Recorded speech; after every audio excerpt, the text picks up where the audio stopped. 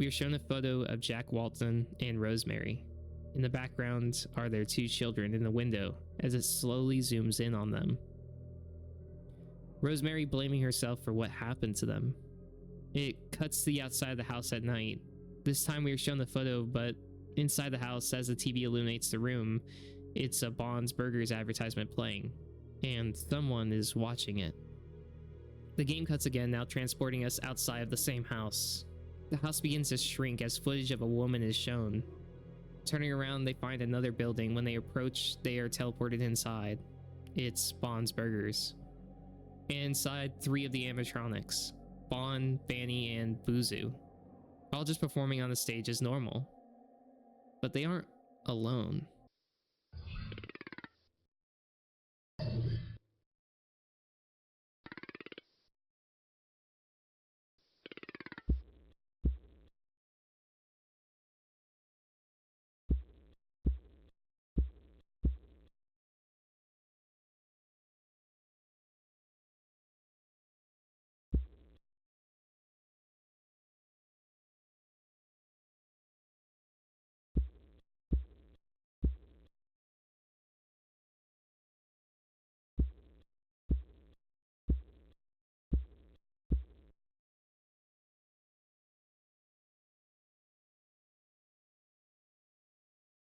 Jack?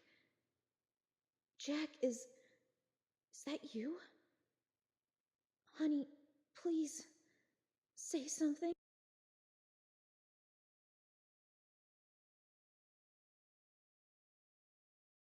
I'm not Jack. I'm not Jack. I'm not Jack. I'm not Jack.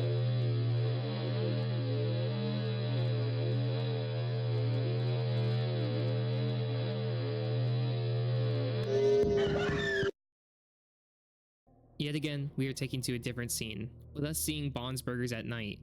It cuts again, showing us what became of Rosemary, as she was placed into the Shaw animatronic. Not too long after we witness Bond's POV as he looks at what he has done. He just sits there as we're hearing what sounds like crunching and grinding, before on screen flashes these images, as it shows Rosemary as she has the body of a sheep. We're taken somewhere else again, showing us a beach playing orchestral music. Shaw/Rosemary begins to appear in front of us, but of course this peacefulness ends as the screen becomes red. Shaw's face now more visible as we see blood on them. We're told Rosie didn't find her husband, but that doesn't matter anymore. She's beautiful now. She's perfect. And that's what really matters. It's again another cut to a video with Bond's Burgers. We witness someone walk around the building, and we aren't told who this is, though I'm guessing it's Grandpa Chris. We switch to gameplay as we walk around and find a dark room. A man in a suit and hat is standing in the corner, but his face isn't really distinguishable. It's almost as if we walked in on something we weren't supposed to see. I say this because of this.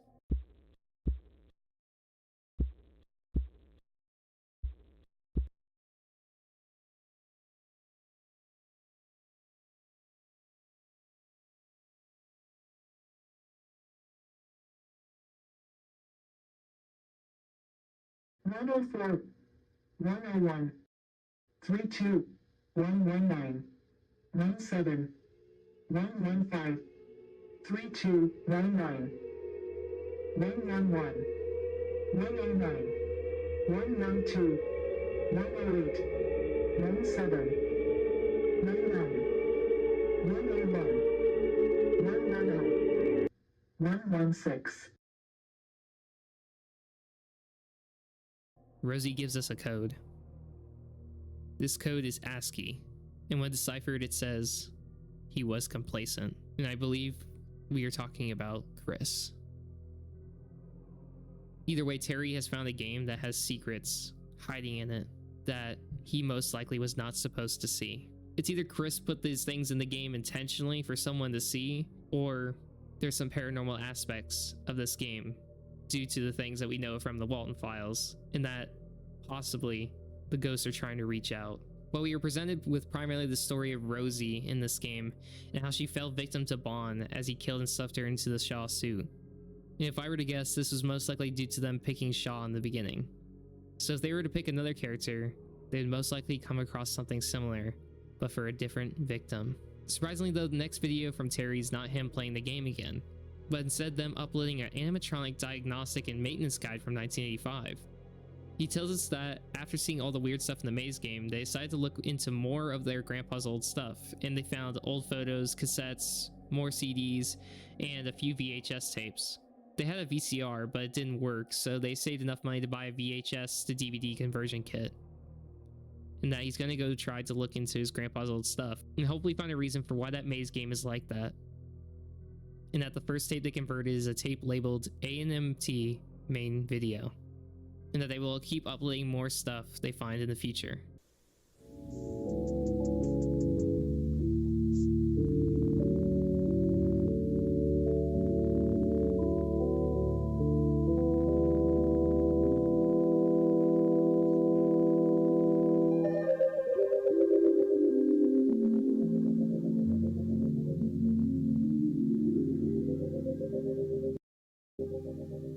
We are given an intro to an employee and technician's training tape, giving us a look at the various animatronics, as we were told how to take care of them through checking on them, cleaning them, and maintenance and repairs.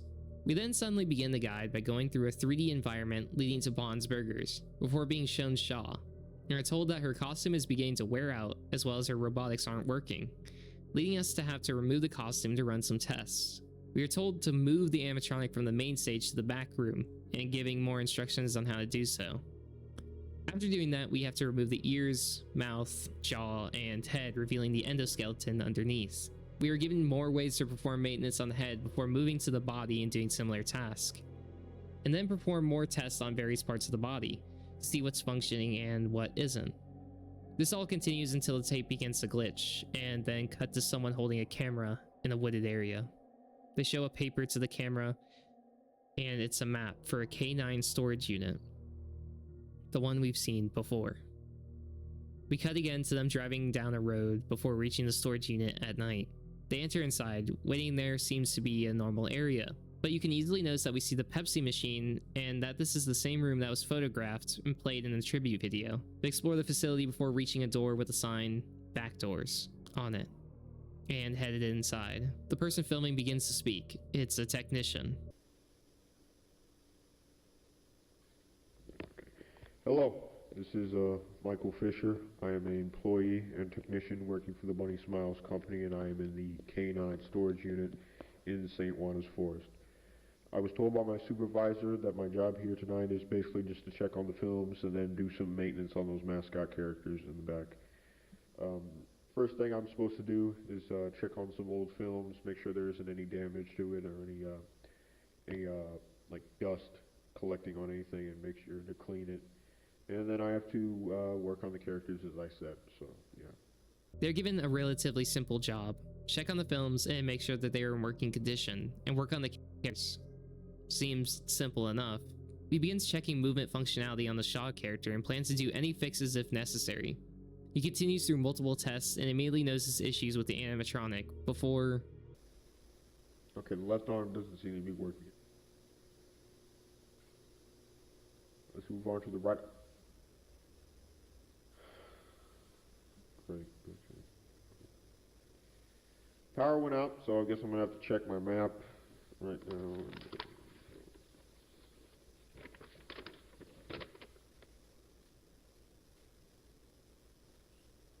Yep. Okay, so the generator room seems to be a few doors down to the right, I think.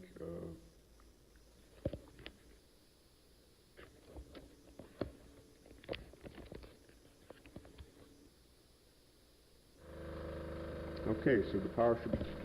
Jesus Christ. What the hell am I looking at right now?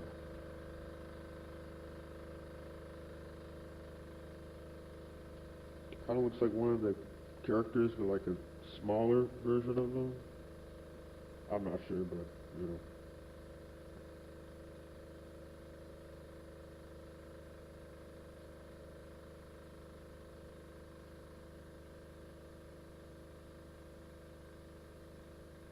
Not sure what this is. Good night, Ed. Good night, Molly. Mommy and Daddy love you too, very much. My sweet little bunnies. Sweet dreams.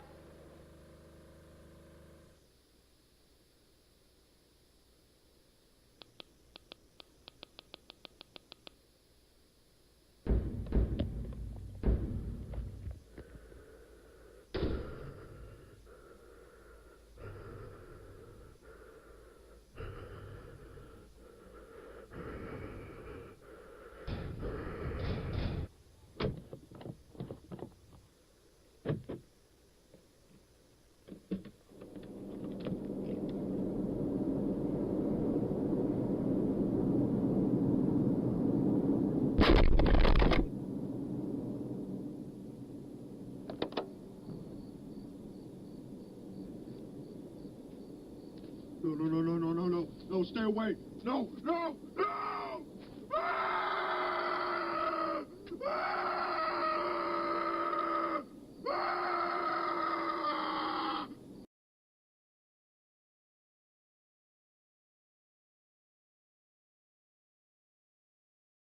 Fisher was killed by one of the animatronics. Discovering the animatronic rocket laying on the floor next to the generator, which as we know is possessed by Ed and Molly, the children of Jack Walton.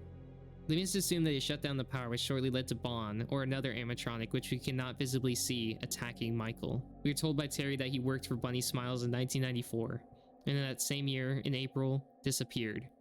His body was found in the forest near that storage unit, and due to the incident as well as the disappearance of two others, it would lead to the storage unit to be shut down, and the items found there would be moved to another facility, auctioned off, or destroyed. And that is where this video ends, which I can only imagine what Terry might be thinking about all this. Most likely horrified to find all this, well, essentially evidence in his own house. But not only that, it was kept by his grandfather. And there's definitely more for him to discover, and more secrets for him to find. The next video is simply a distorted version of the song Spread My Wings by the group Troop, which I can't play here due to copyright, but in the background there's the face of someone. Not sure who this is exactly supposed to be, or the significance, but what I do know is that what's told to us in the description of the video. It gives a conversation between Michael and someone else prior to the incident. So why do we need to record stuff? I mean, mainly so we know you actually showed up to work. Ah, It's also so we make sure you're doing your job correctly, since you're going to be the only one who's there. alright, I see, yeah. Good. So what I need you to do tonight is just check on some film reels in the media room. I put the reels that you need to review on the table in the room. You have to make sure the footage isn't damaged and is still viewable. Got it. And for the maintenance, I just need you to work on one of the characters tonight, so the door to the room where all of them are stored will be locked. Alright. Is that it? Yep. Alright, well, I will see you tomorrow. Yep, see you. Oh, and Mike? Hmm?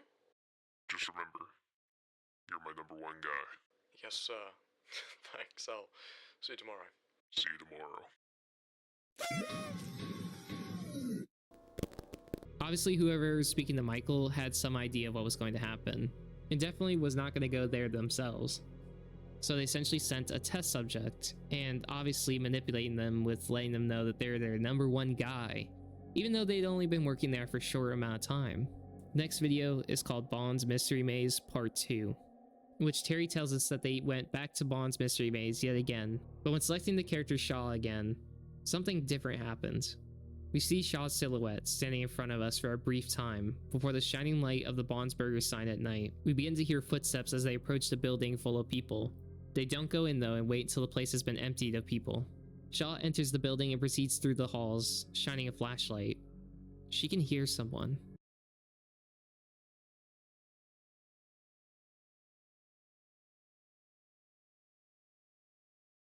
Rolling. Jack? Rolling. Rolling.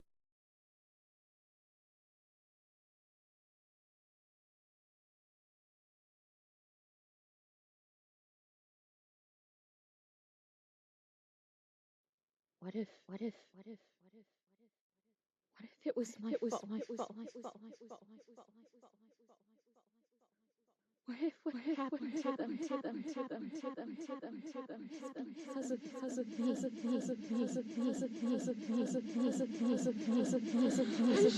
me.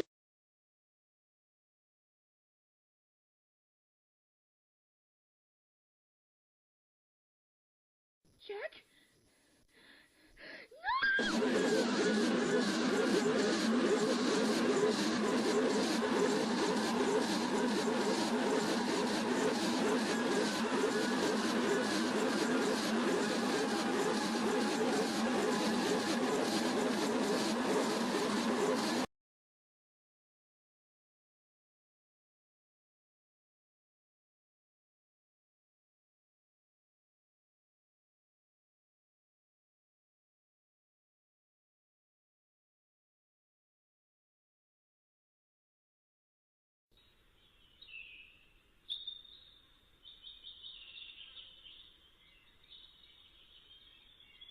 When sorrows come, they don't come in single spies, but in battalions.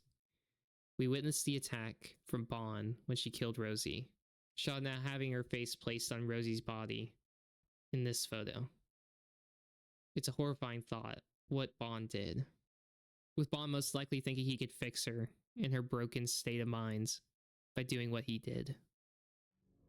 The next video is titled The Disappearance of Ashley Parks. Us now getting information about Ashley Parks and how she disappeared, which as we know from the original Walton Files is the person who possesses Billy. We're shown the K9 storage unit again, as well as multiple photos within it, showing us the animatronics Shaw and Billy as well. We are told by Terry that the photo album was dated 7/14/89, and it is the exact same day that Ashley Parks disappeared, and she was a photographer and engineer working for Bunny Smiles. This is the same building where Michael went missing. Apparently, 2 other people were staying at the building, Hillary Bennett and Kevin Woodings, at the same night that Ashley disappeared, and that the last time these 2 saw Ashley was in the building that night, and that the manager told them that they would be sleeping in the building. But when they woke up, she was gone. And then we were finally told that Terry does not know why his grandpa has these photos, or how, and if he was even involved in the disappearances. But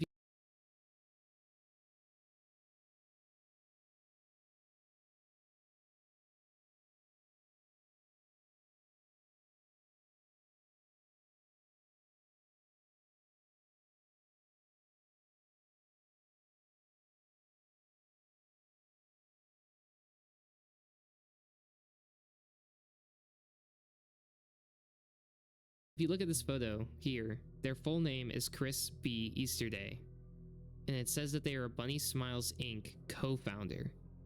And from the original Walton Files, there's a Chris Easteryear, but these 2 characters play different roles in each series.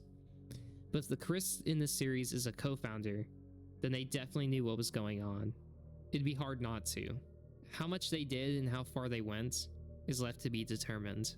In the next video, titled Bond's Mystery Maze, November 1996 build, we hear from Terry yet again. He tells us that the maze game has stopped working, and they went through their attic yet again to find something else, and ended up finding more CDs. And the one we are going to be seeing is one labeled 11.96, with it being a more finished version of the other maze game.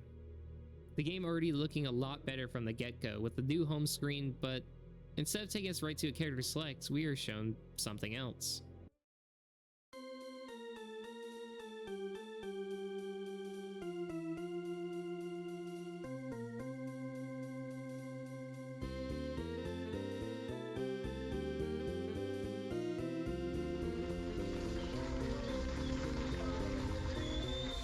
Hello, everybody. Thank you. Thank you for tuning in. I'm your talkative tube friend, Telly, and I'll be your host for tonight. Now on this show, we do interviews, guest performances, the usual, but we also talk about the news and what's happening worldwide. And unfortunately, I have come with some bad news tonight. The annual Barnes Burgers Fruit Festival has been canceled. We are given an introduction to the game, telling us about all the fruits that have been stolen and the different places that we have to go to recover them. Following this is a character select screen, with Bond, Shaw, Buzu, Banny, and Telly, and 3 characters not available. Terry this time decides to pick Banny. The game gives us a little tutorial on how to move around before taking us to the first level, where they had to collect apples. It's a normal level, and not too much to note, but similar to the first build of the game, in the second level, cracks begin to form, with it seeming to be unfinished with no ground and no music again. But most of the levels following this seems to be pretty normal, at least until level 5, with a stage being called 3J-A4. It's a red hallway. Nothing happens, but it's definitely unfinished. The level following this goes back to normal yet again, with the winter stage. But following the winter stage, they end up in a pretty empty version of that stage before turning and, well, clipping through the map. They clip through and just walk through the snow. Doing so triggers another one of the videos of the technicians. This time, Susan Whittings, who tells us that they are working on the Banny animatronic, and well, that Chris was the one who told them to perform work on her. We learned that Felix was the one who told people working there that they had to start recording their work. Which, if I'm going to be honest, is giving me red flags from both of them, but specifically Felix. But still, we know that Chris saw these incidents, and that from the code that was deciphered back in the build of the maze game, that we learned that someone was complacent. And I believe that was Chris. He knew. Following this, the recording ends, and we are taken back to the maze with the photo of who I believe to be Susan, repeated over and over. They quickly walk through the stage and are taken back into the video with Susan still doing tests on Banny, when suddenly she hears a knock on the door before she sets down the camera and everything goes quiet, seeming like she left the room or is hiding. But towards the end of the video, one of the doors opens quickly. It cuts again, but this time we hear a conversation between Chris and Susan. We hear the conversation with us looking at Bond the whole time. It's a pretty normal conversation, and from what they say, it doesn't seem like Chris knew anything was going to happen, at least from the way he speaks to her about doing the work on Banny, but doesn't mean he didn't find out later. But then we see what happens after the door opens.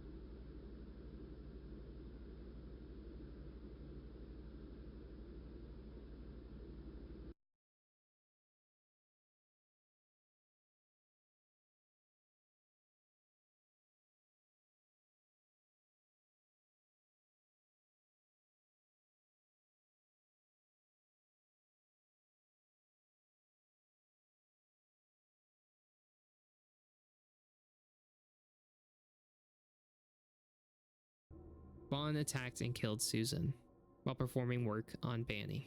But suddenly, following this, we are shown a white void with fences and a dirt textured ground. They walk forward before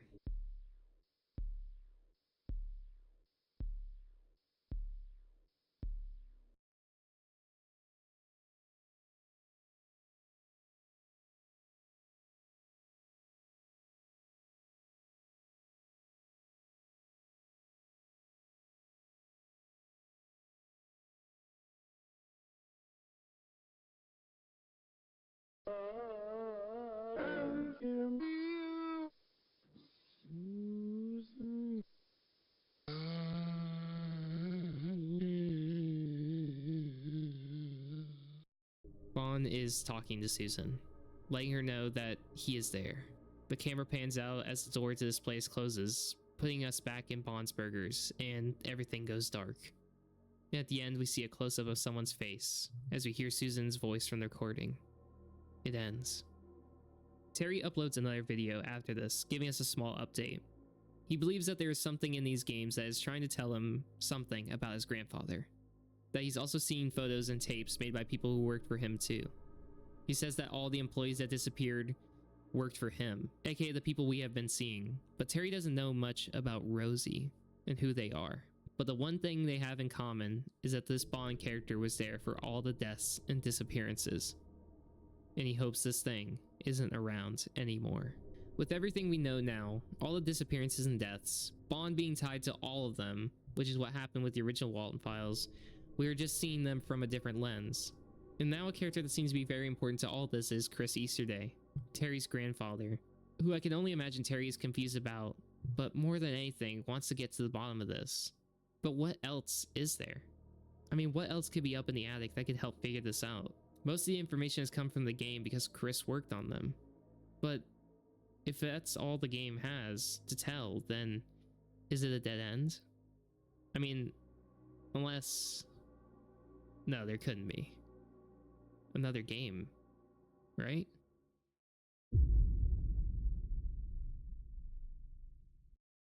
Terry uploads another video where he discovered another game. The description tells us that this game is not like the Mystery Maze, instead a collection of mini-games and activities. The game is called Having Fun with Bond and the Showstoppers, with this game seeming very close to completion, but never did release. It's unknown when the plan was to release it, with Bunny Smiles going defunct in the early 2000s. Terry tells us that he's going to see if this game has anything similar to the previous game. It's just what he finds.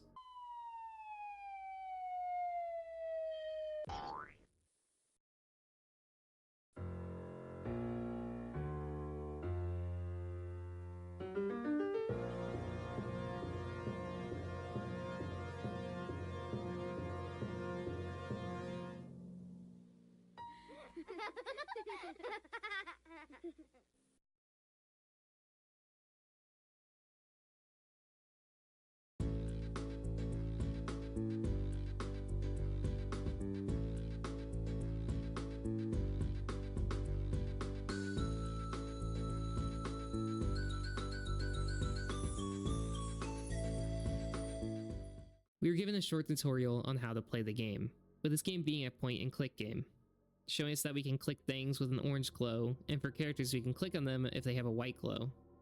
If we interact with them, we will get a mini-game to play, and earn a token to use later.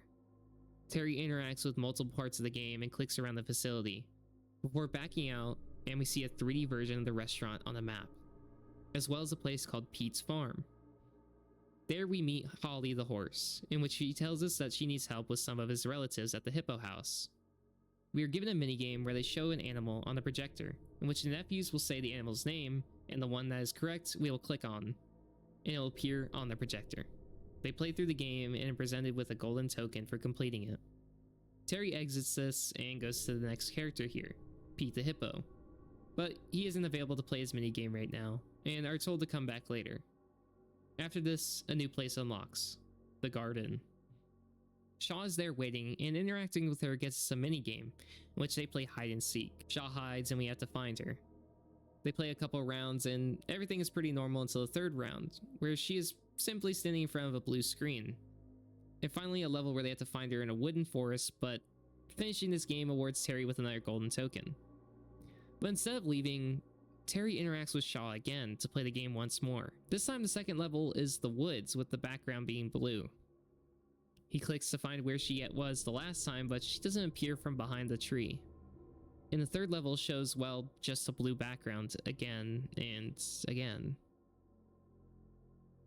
Until we see Shaw start to appear slowly, a dark version of her.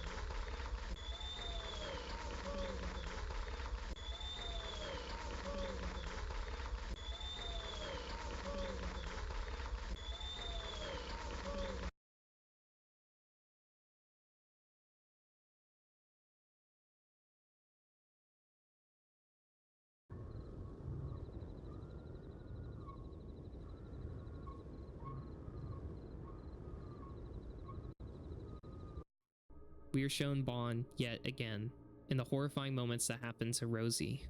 But for some reason, after doing this, the game appears with a credit screen and they start to roll. The director being Chris. It cuts again, and this time we are shown Chris in a half photo. And then this.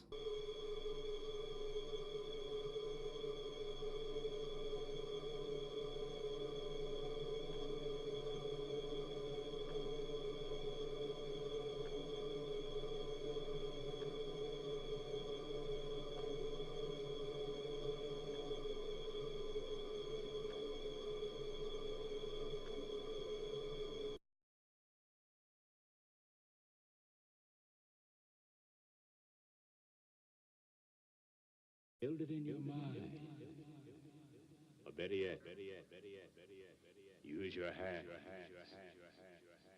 It's good to use your hand. Use your hands or be obsolete.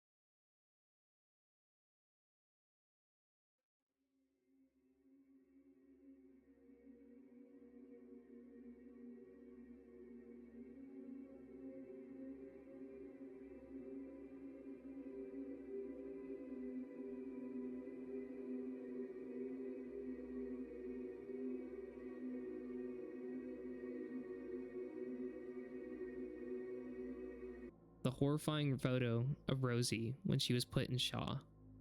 This part, I just wanted to say, made my heart sink.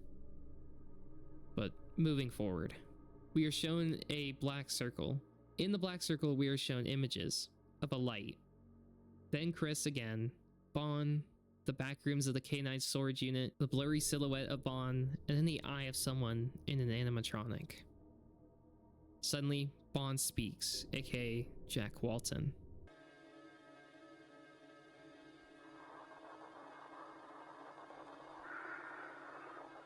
Hello, my Rose. I apologize greatly for what I did to you. It was for a greater purpose. I assure you, it will be better here. Now we exist in a space outside of time, on the other side of time. We are in Wonderland. My Rose, I have kept my eyes on you, and I know you well, especially of your occupation. You are a creator. You use your hands to create works of art. Beautiful works of art. I use my hands as well.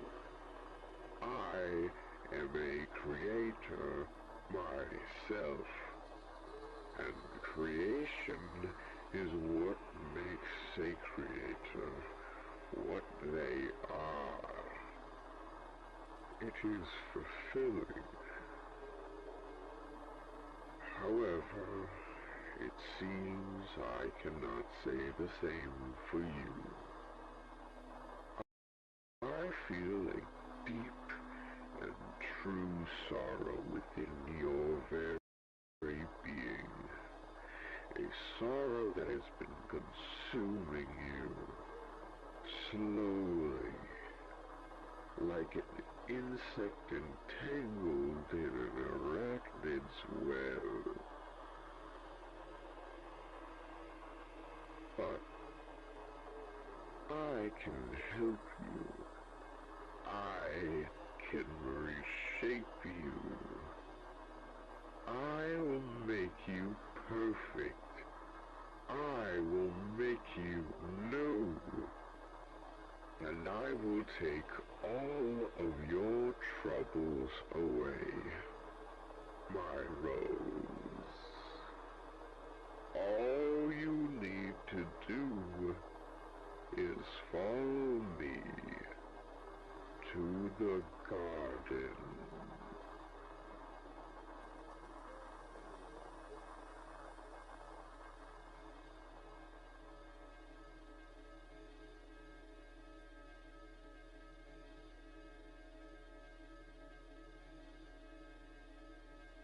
Jack is obviously too far gone. He believes he has done something good by killing all these people. His own wife.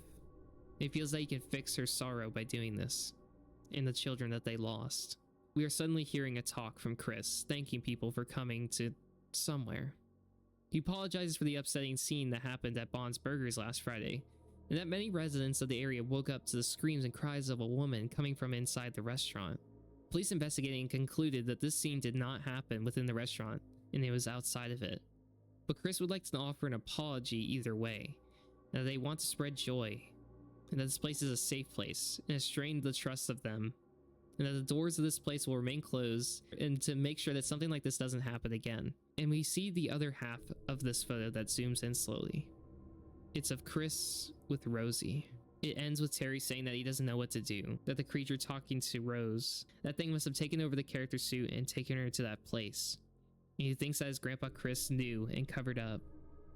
He saw it happen, which has been hinted at since the very beginning to the various games.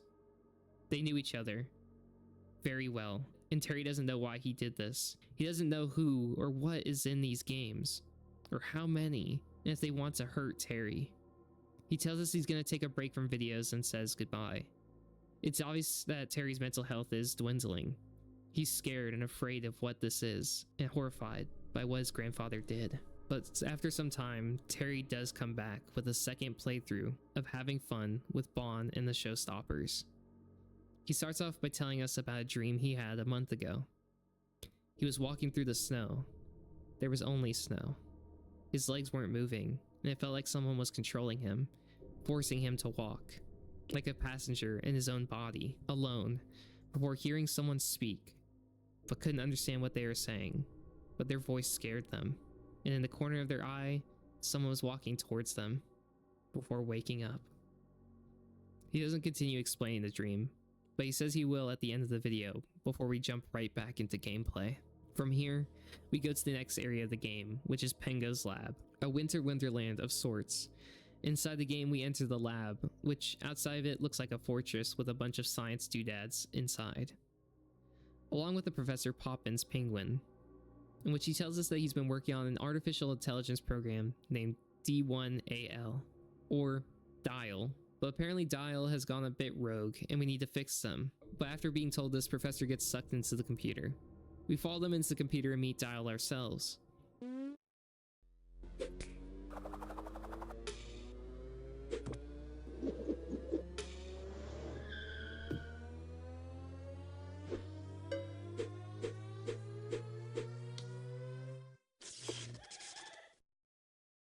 Greetings, I am Dial. Dial wants us to help them out of the computer. In exchange, they will free the professor. They give us a maze game to complete and escape within a certain time. Terry finishes the maze pretty quickly, and we talk to Dial again, in which Dial gives us a whole spiel about taking over the world before being interrupted by the professor. Now hold on there, you monochromatic monster! What? I'm not gonna let you do that! I installed a failsafe in case you would do this. It's called blowing up the computer. Are you insane? No, my name is Professor Penguin. You can't do this. I'll be back. No.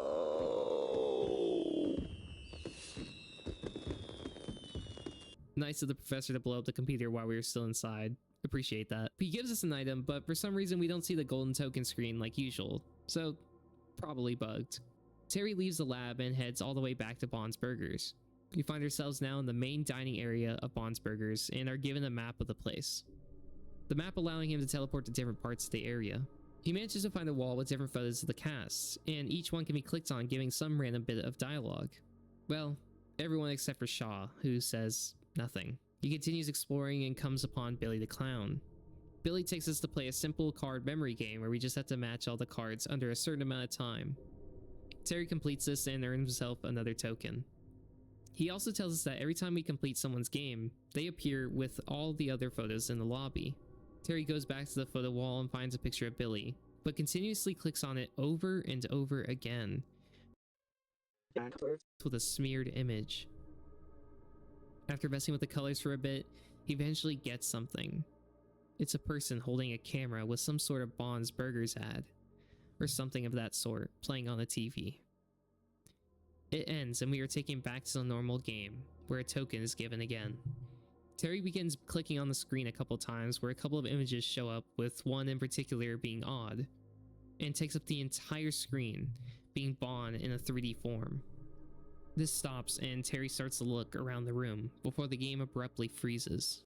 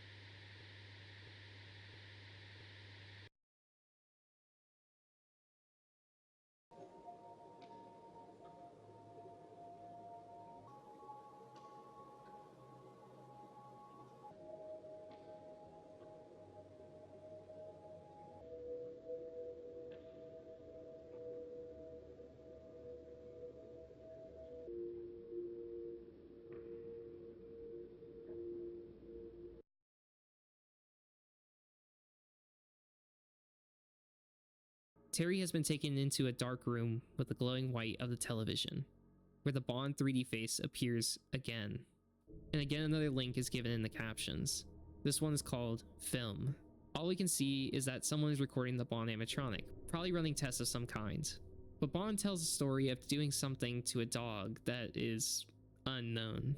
Going back to the video, we're shown the exact video again, before it cuts off before showing us the door to the K9 unit, and someone walking towards it, and cutting to them entering the building, and again to them watching the training tapes before taking us right back to the video Bond telling a story, again to the technician working on them when the lights go out and he has to reset the breaker, and a bunch of intersplice moments where we see different victims talking, and an image of Michael where we learn that this is what happened to Michael, and they are shown hiding from Bond before again the 3D Bond shows up again with his face slowly morphing into this eyeless version. And then this.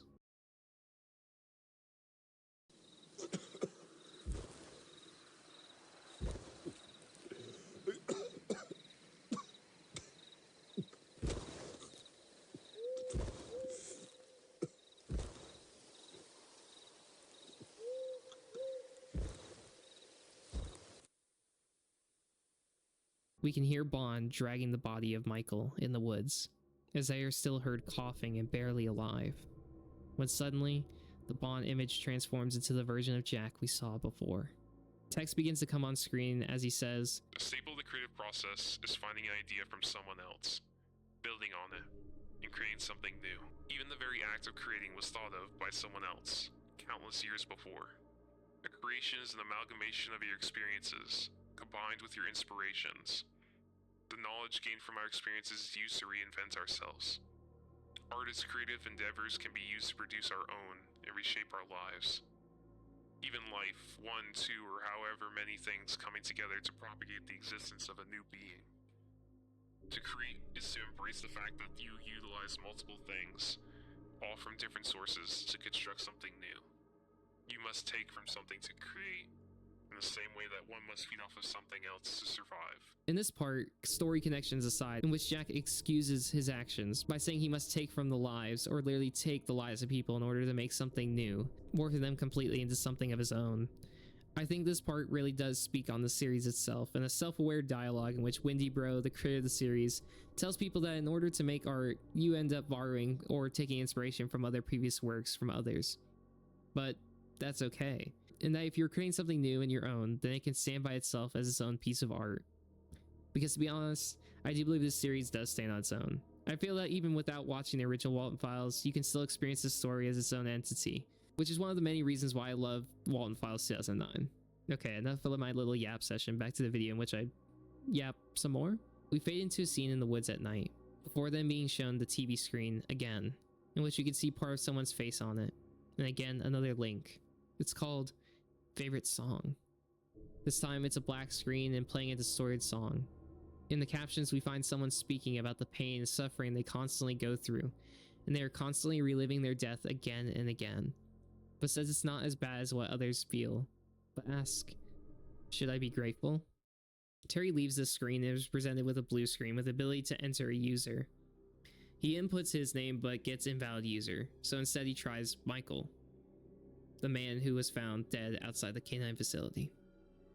His face appears on screen, but nothing else. He then tries Ashley, and it does the same for her. Then Rose, but it gives an invalid user before he tries her full name, Rosemary. But still nothing. Then finally, Susan.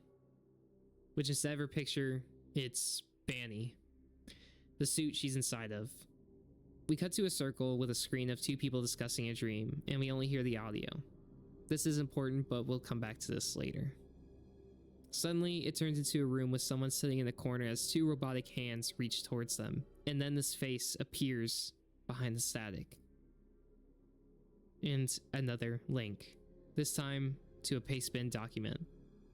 It's of Susan recalling a conversation between her and someone named Annie in a hallucination of some sort, detailing how horrifying the conversation turned when Annie started to appear as a corpse, in the recollection of that moment. But continuing on, the face sits on screen screaming as the static gets louder, until they disappear and it fades into the video of the Banny animatronic being worked on when Susan went to hide.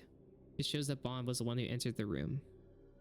Following this, we see more. Take the guys with the master class. Now they're cool. They really got something. I mean, if I can communicate with people like I do, like all artists do, we can stop.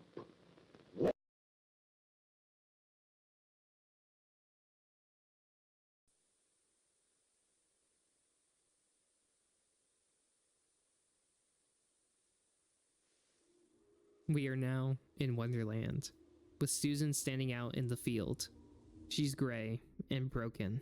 She wanders until she comes across a stop sign before we see her face as she looks lifelessly around. The sign changes to speak, and we hear her.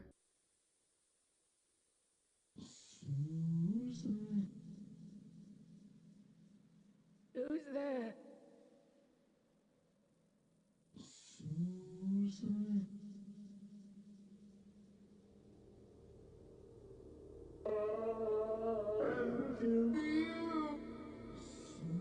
Susan.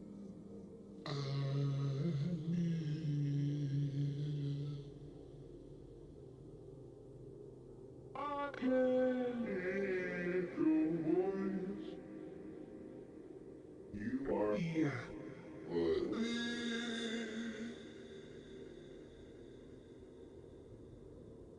Hello? I don't know where I am. Everything hurts. It hurts to talk. It hurts to move. I need you to help me.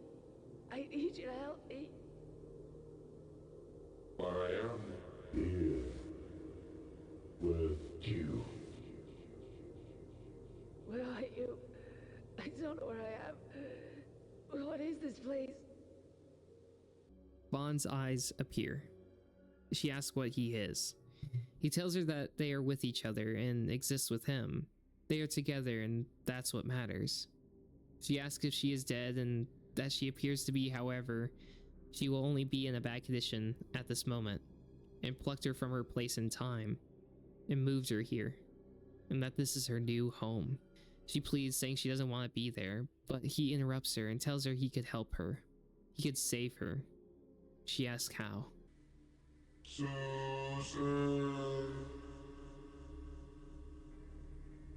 I can you.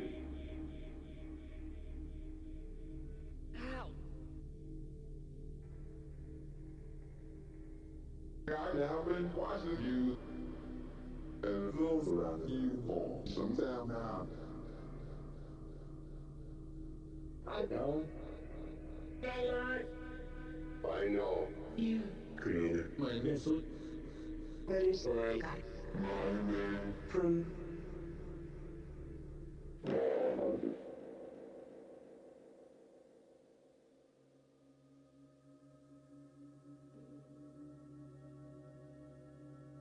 What did you do to me? you use your hands to create it. My hands. And for that, I must thank you. Yeah. I do not have a body. I do not have hands. I only have my boss. Had I not believed, it would be in a similar situation to mine. I will help you. Right now, as we are communicating, Your body is being bonded to this vessel.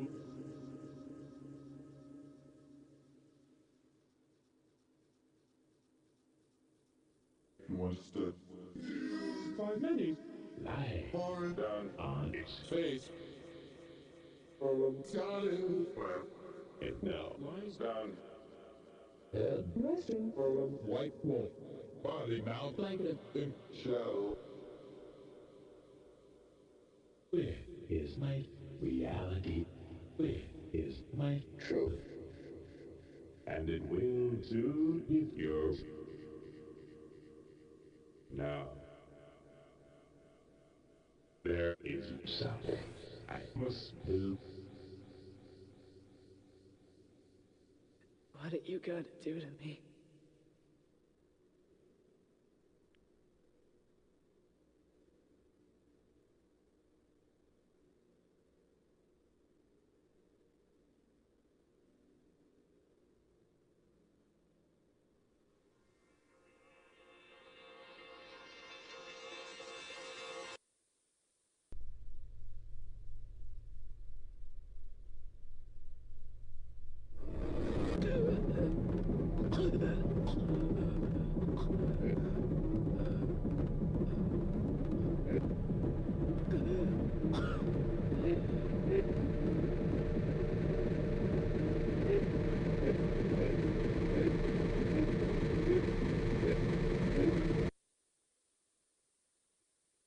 He bonds Susan to her new body, the Banny animatronic.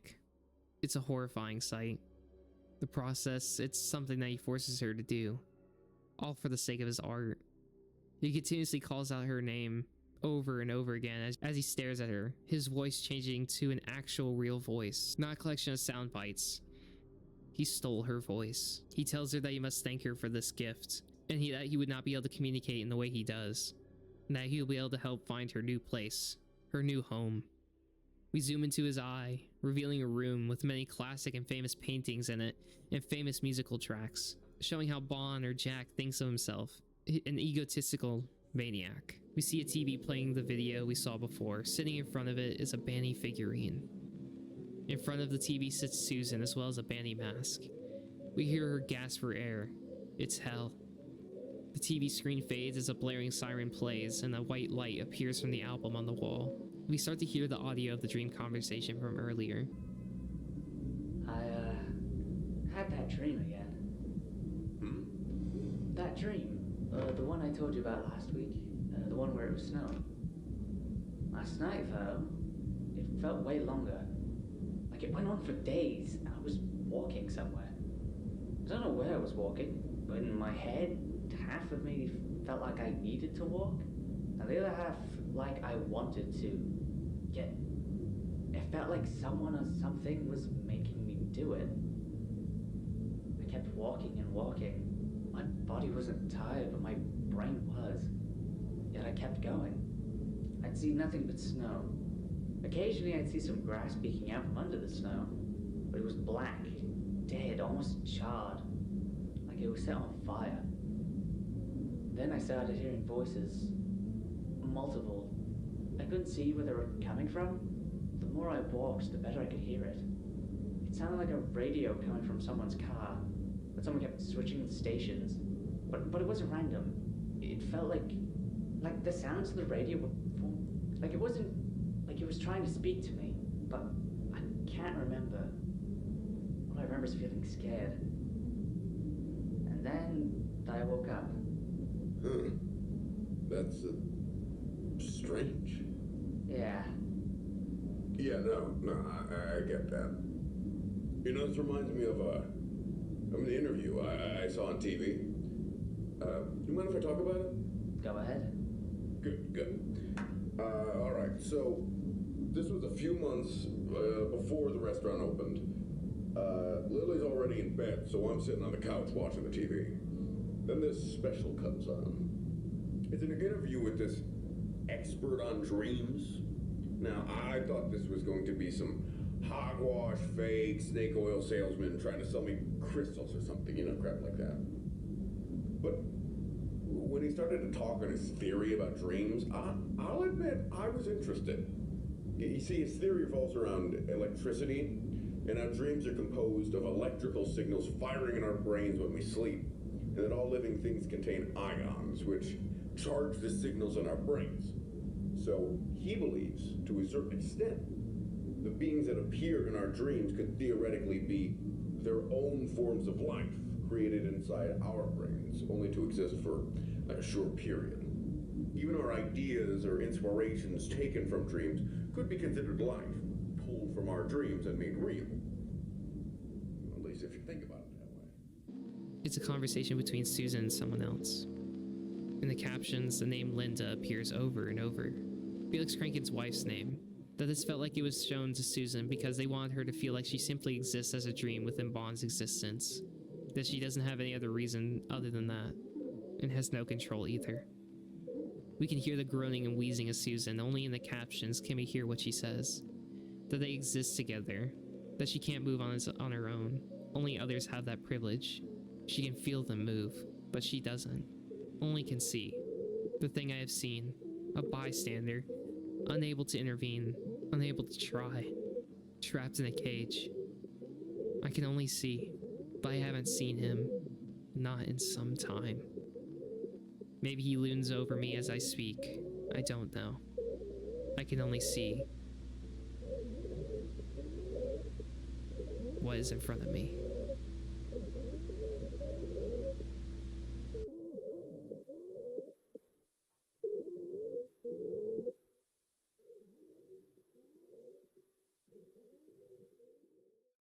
Terry finally tells us more about the dream.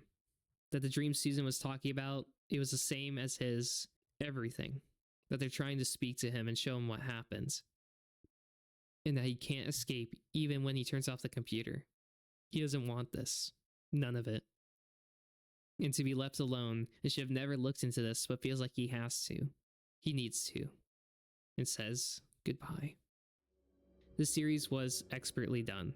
With the designs of the games, the retelling of the parts of the Walton Files in their own unique way, the horrifying imagery, it's all amazing. The series revolves around the same incidents from the Walton Files, but in a different light. Rather than us figuring out what happened here through the eyes of tapes, we are shown through someone who finds mainly games and tapes in his own attic from his grandfather who had passed, Chris. who had been involved in some of the horrifying incidents within Bond's Burgers. While we don't know the extent of everything they had done, it is obvious that they knew some things and kept these under wraps and secret from the public. Of course, we don't know whether or not he was pressured to do so in fear of his life or whether it was just to save the reputation of the business he owns, but either way, it's not looking good on his part. His grandson Terry realizing that within these games that the ghosts of the victims are trying to tell him what's going on, that they want him to know. It's pretty much a last resort for them. And as he does this, he realizes that it's not just in the games, but in his own dreams. They are desperately trying to reach out, to get justice, to get freedom, or for someone out there to just know the truth of the horrifying deaths they face because of this company and these people. At the hands of Bond or Jack, the egotistical maniac who seeks to steal parts of people to create himself the perfect creature, stealing the voice of Susan as well as stealing from Charles and Rosemary. And also these spirits want to expose all the guilty members of these incidents. And of course we don't know if Bond or Jack is still out there, because if he is, then we can only hope that Jack doesn't find out what Terry knows. While Terry himself is a mystery, we only know that he is the grandson of Chris and has next to no involvement with what happened at Bond's Burgers. But we know that he's scared, but is determined to find out the truth. Most likely feeling like he owes it to these people because they decided to reach out to him for help, but also feels guilty for the sins of his grandfather. I am excited to know more about this series. I want to see where the series goes compared to the original Walton Files and the direction it heads towards. With many questions still lingering, like the absence of Felix Kranken, where Bond is now in the year 2009, and what all did Chris do during his time at Bond's Burgers? I guess we'll just have to wait and see. I implore that everyone checks out this series and look into it yourselves. It deserves as many eyes on it as possible, and I would love to know what you all think about it in the comments.